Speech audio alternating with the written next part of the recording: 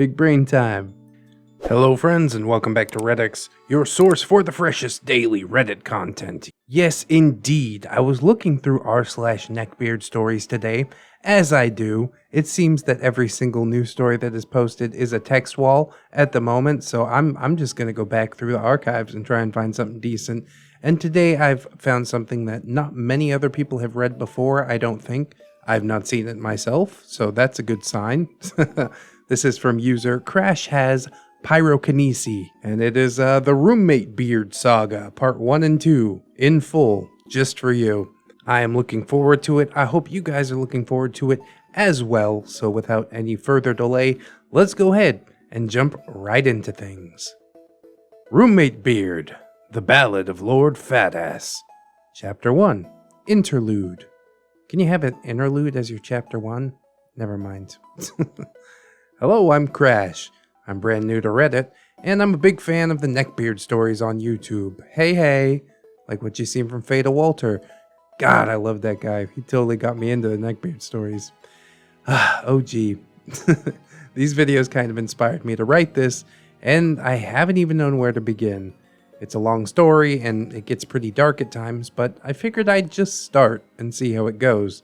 This is the story of my worst neckbeard experience to date.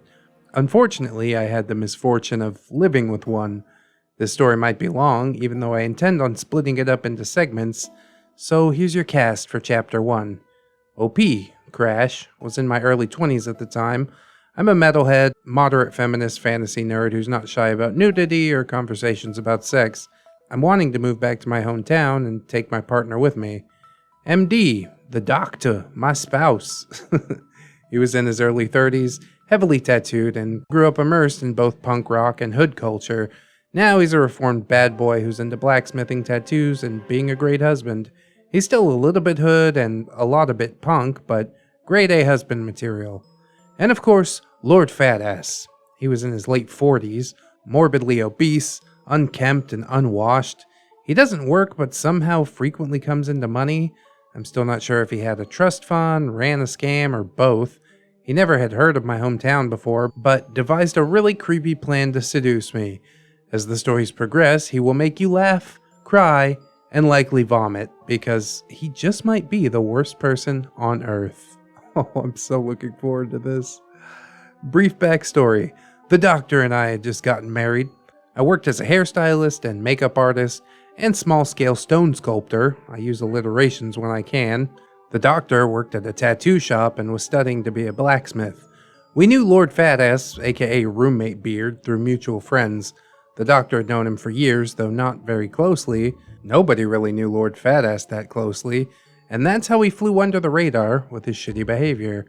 Lord FATASS had recently moved back to town and was fond of moping about how he had no friends. And maybe that was because he had no job, was not in school, though at the time he claimed to be, and he also had no hobbies.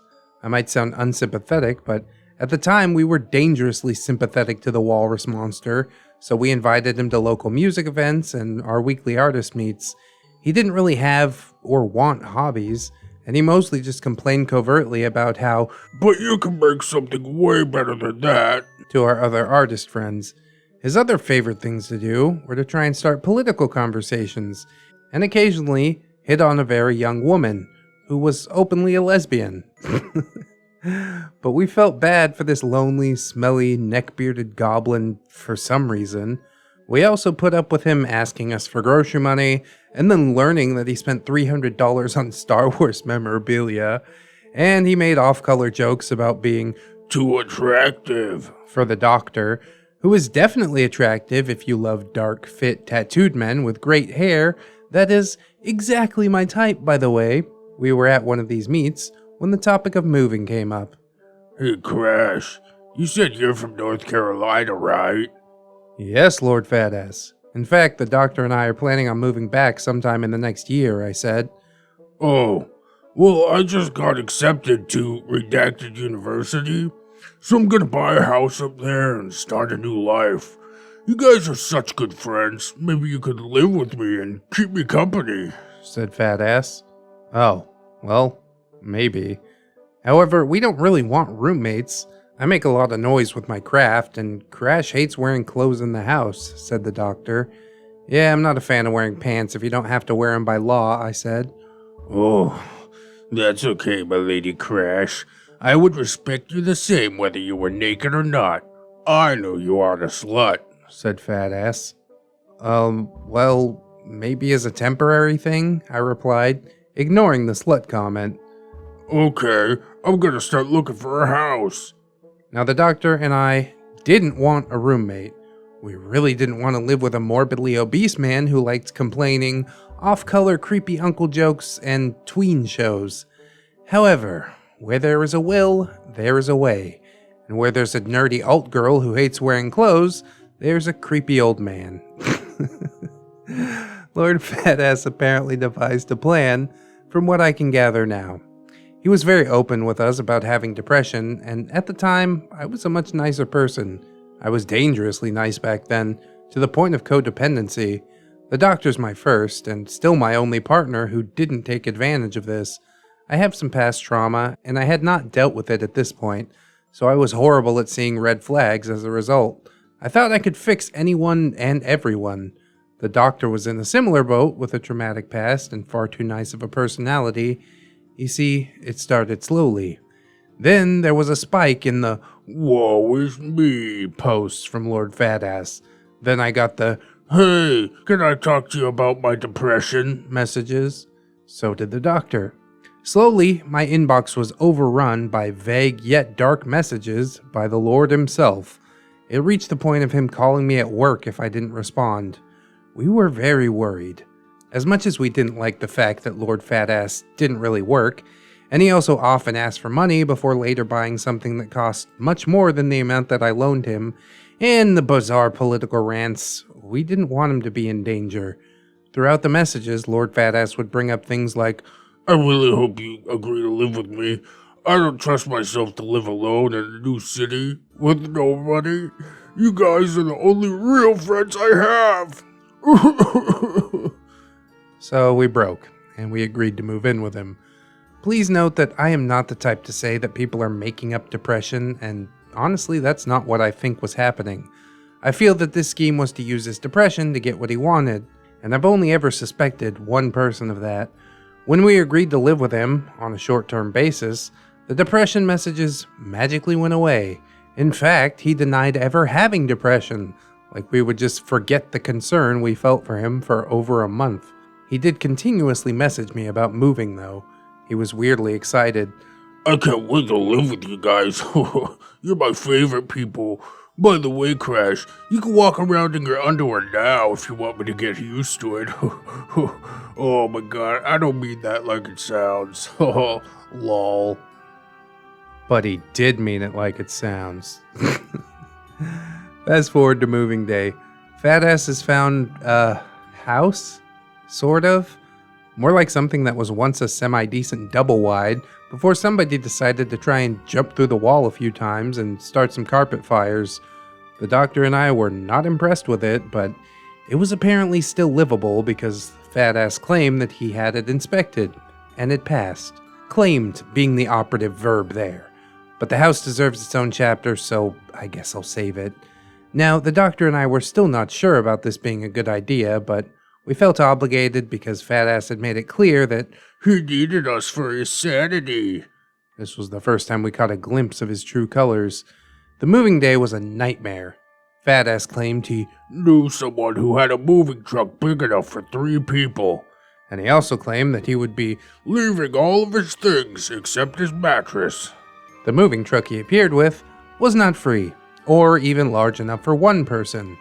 It was also full of FATASS's bed, 2 dressers, 5 TVs, 3 computers, a desk that I'm not sure where that came from. We ended up having to leave a good amount of our things, other than our bedroom things. Luckily I have a truck, though we exceeded its towing capacity by a good half a ton. I'm not sure how my truck survived the 13-hour trip, but it did. To be date, it did get towed a good bit. FATASS was in a mood that I had not yet seen. He was on edge. I get it, moving is stressful, but he kept poking fights with the doctor over where things go in the truck and what would or would not fit. and he copped an attitude anytime the doctor would say, "No, she has too much in the truck already. Don't put that in there. What happened to your friend with the professional moving company?" I developed a migraine and accidentally got short with the doctor too, though I clarified why after I caught that mistake. FATASS swooped in to take me to get aspirin. On the way there, I heard it for the first time. You guys have nothing in common. I don't see you staying together very long. I shut that down with the quickness. Nope, we're fine together. We have a lot in common, and our differences are really not an issue. I'm just annoyed because my head hurts and you two were arguing. Please, both of you, just stop bickering.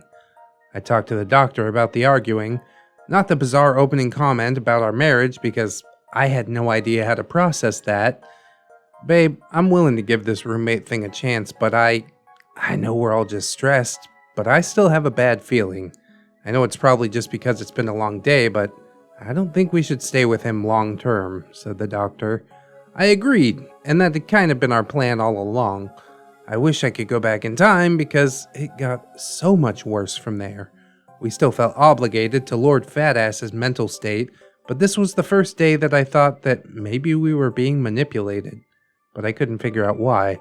I stuffed it down for the 13-hour drive, though. It was bad enough that I had a migraine for it.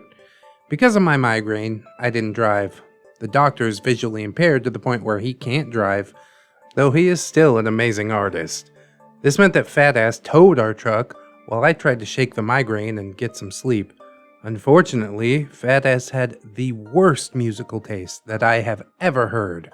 Tween pop songs, Disney music sung by children, second-rate Christian emo bands, even though he's loudly an atheist.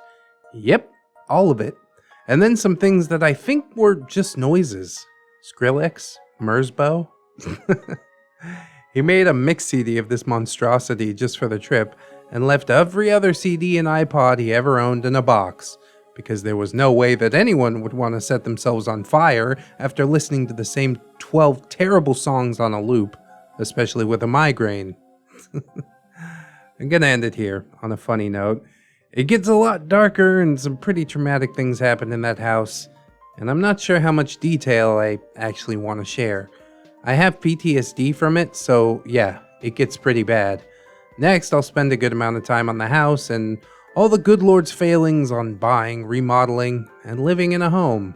I'm somehow not surprised at all that he failed to live in a people home.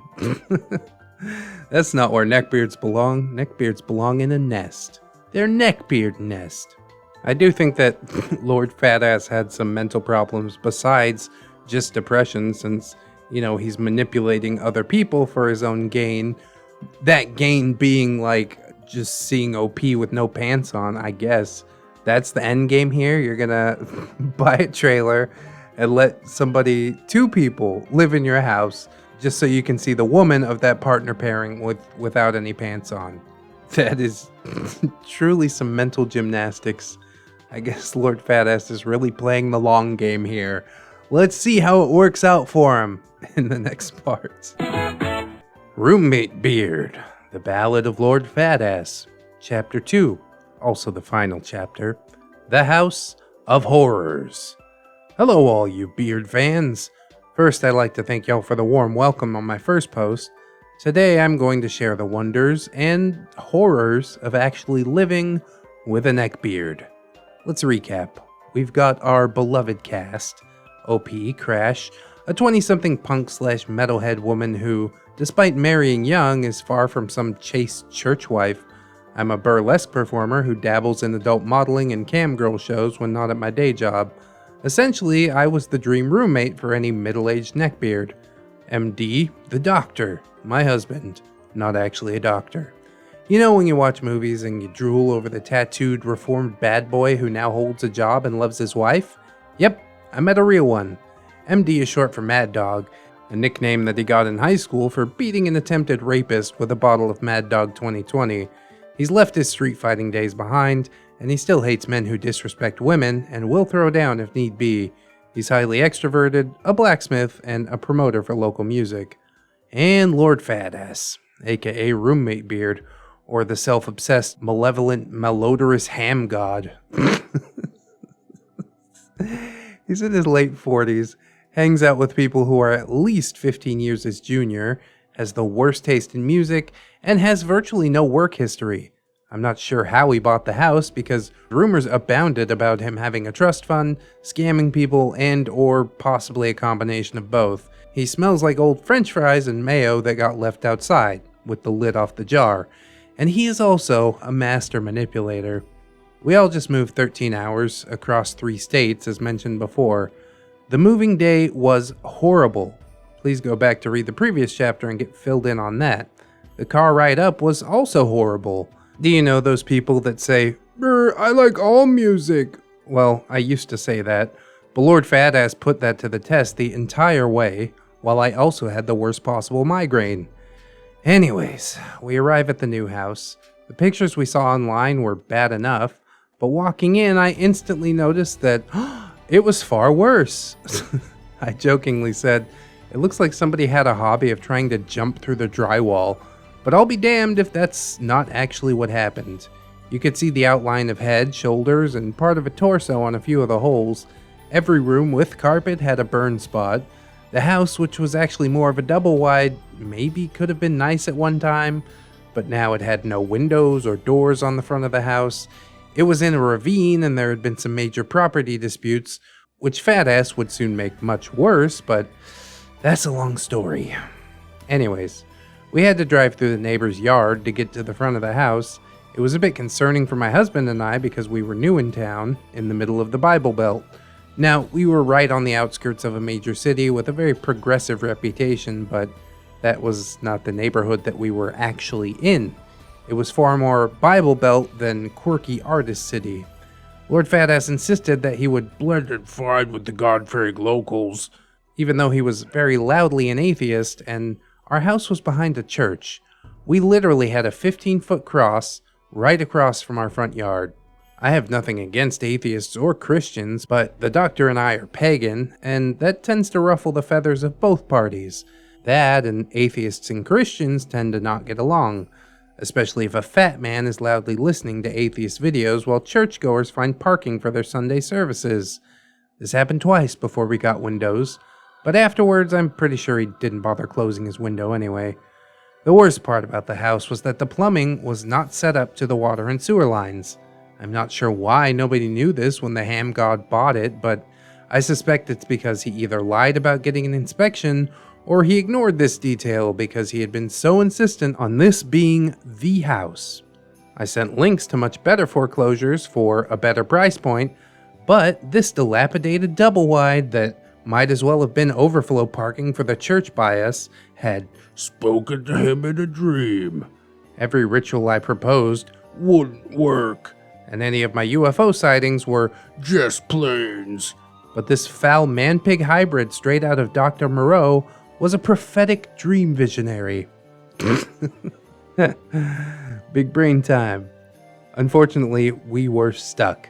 Our old neighborhood in Florida had been raising rent by the month and had essentially become owned by slumlords. We were not moving back there, and what little driving I did with a severely overloaded truck had already damaged it. Plus, we were still deep under the human fart spell.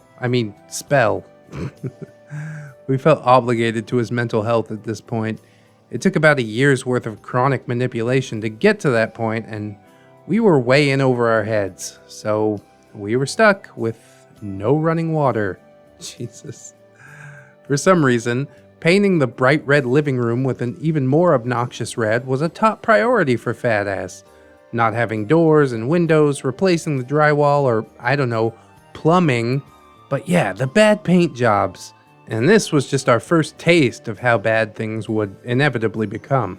The doctor has PTSD about heights, and he's visually impaired enough that his depth perception also affects his balance, so we all mutually decided that he would work on making the steps outside usable for anyone larger than a toddler, while FATASS and I painted.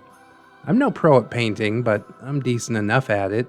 FATASS, of course, claimed to be a pro, though the day before, when we got supplies, he had insisted that paint trays and rollers were not necessary. The non-existent windows and doors were boarded up with plywood, so there was no ventilation. We painted about half the living room, but halfway through, FATASS decoded, We must paint the kitchen. For some reason. It was already a semi-obnoxious green color, but don't you worry, FATASS has found the perfect vomit-hued yellow-green color straight from the 70s, specifically the pea soup scene from The Exorcist. The fumes were getting to me pretty heavily, and I was not paying attention to much beyond my own craftsmanship when I felt the ladder wobble. I felt a large, fat, clammy hand on my butt. As mentioned before, I don't like wearing pants in the house, so I was in a t-shirt and boy short panties, because FATASS insisted, I respect women the same when they're naked as when they're clothed. Now, I was dazed and still not expecting things to get worse than dirty old man jokes, but I cringed. Please move your hand, I said. Sorry, milady Crash. You might fall, he replied. Okay, well hold the ladder then. Instead of steadying the ladder, he just kinda stood there. You know, it's kind of rude of the doctor not to help us, said the perpetually neck-bearded goblin creature. He is helping us. He's replacing the rotted out steps at the front door. You don't want to fall and hurt yourself, do you? If you need a break, let's take one, I said. No, I want him in here to help us paint. I know there was more ranting about the doctor working on something else, but I don't remember it as clearly. This went in circles for about 10 minutes. Okay, I'll go get him, I agreed. The doctor comes in and all hell breaks loose. You aren't doing anything to help. You're just out there building a staircase while I'm doing all the work, yelled Lord FATASS. Who? What? We all agreed yesterday that I would be rebuilding the steps, said the doctor. Yeah, well, I don't like doing all the work. She's helping, but you shouldn't expect a lady to work like this. At that point, I was so dizzy that I nearly fell off the ladder, so I had no response. What? This is insane. We talked about this yesterday. You did nothing. You weren't even helping your own wife. At that point, it registered that there was a problem, so I yelled, "Shut up! Everyone get out!" I have some discomfort with people yelling around me, and FATASS knew this. The doctor tried to keep me as calm as possible, and I made my way outside to get some air. The back door was the only functioning exit to the house, so I sat outside enjoying the non-paint fumed air, and then I heard the yelling continue for about a minute. FATASS walked out to join me, though I think my reaction and body language made it clear that I just wanted to be away from people at that point. You know, if you guys break up, I'll send him back to Florida and you could stay here with me. I'm not sure if it was the manipulation or the paint fumes or some combination of both, but I didn't piece together what was happening. I think a small part of me thought it, but again, I used to gaslight myself a lot. I explained that the divorce was not in our future and that the doctor and I were not actually arguing. I was panicked, dizzy, and had to get out of that room. FATASS went back inside, and a few minutes later the doctor came out. Okay, we talked it out, but he said you wanted to kick me out, explained the doctor. What? No. I said nothing of the sort. I mean, we inhaled a lot of paint fumes, but no, that's not what I said at all. Okay, just checking. I think he's trying to start drama, you know? Make us fight, the doctor said. Yeah, well, he can focus on his own drama when he brings up politics to strangers. As an apology, FATASS declared that he would treat us to dinner. We wouldn't really cook because we had no way to do dishes, and instant food was getting old for the doctor and I. FATASS, well, I'm pretty sure he lived off of takeout fried chicken and didn't cook anyways, so it didn't matter to him. He dressed in a semi-clean button-up, his worn-out jeans, and a fedora, of course. This was one of the only times that he completed the neckbeard trifecta of fat, bad facial hair, and the crowning glory. This was before we figured out how to shower, so he still smelled, and I'm sure we did as well, despite our best efforts of using the bathroom at the gas station down the road. It was the most awkward dinner imaginable. Oh, I'm sorry about all that. I mean, it's normal for roommates to get in fights like that. Well, I've had some shitty roommates, but none did that. I decided that since they'd cooled down, I would just not mention that FATASS had his hand on my butt to steady me. I don't think I fully believed that was the reason, but I also didn't want to think of the alternative because it would have given me nightmares. However, this was still only the beginning, and what was to come would certainly give me nightmares. We finished dinner. Lord FATASS was very insistent on pulling out my seat, opening the door, and threw out at least one "Milady." that I remember. There were plenty of backhanded comments, such as, I'm amazed you guys even got together. Crash, you totally could have gotten a guy that has money and understands women. he spewed forth from his fat mouth. Yeah, well, I found a man with a job, who doesn't live with his parents, and knows how to take basic care of himself, who's also fun and shares my interests, so I did better than that, I'd retort.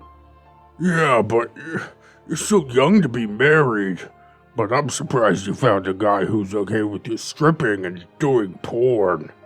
It's called burlesque, and I dabble in video chat domination. It's not porn because it's just me. But yes, I'm very lucky to have a man that isn't jealous and clingy about that. Hey Lord FATASS, you know Crash is her own person who can do what she wants with her body? Personally, I like that she does those things. It definitely keeps our sex life interesting, but ultimately, it's her choice. The man creature from the Fat Lagoon's devious plan was right there, under my nose. It was lurking there, in the back of my mind, but I couldn't dare to say it. I started feeling unsafe in that house, and stuck close by the doctor until we both found work. The traumatic stuff is just around the corner, and I'm thinking that I will share some of it, but in the next post. This was a long one, though. We'll also find out what happens when Lord FATASS tries dumpster diving, and morphine. God. I promise that there is a connection. We'll also introduce some new people and finally find a means for showering. Stay tuned for the next chapter. And again, thanks you guys. Unfortunately, there was never to be a third part. This is all that Crash as Pyrokinese has in her post history. Will she ever come back? I guess we'll keep an eye out. Consider yourself bookmarked.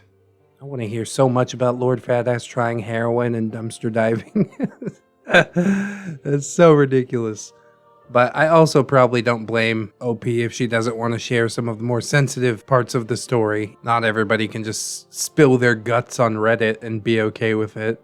I've made quite a few very personal posts on Reddit before, but they've all been from throwaway accounts, so it's quite different when you have, an account that you're using. And she does use it. There's posts in Am I the Asshole from 10 days ago. So perhaps she's moved on, found a different favorite subreddit. But I'm still all about these Neckbeard stories. And I hope that you come back for a part 3, possibly even a part 4, should we be so lucky. The story must be told.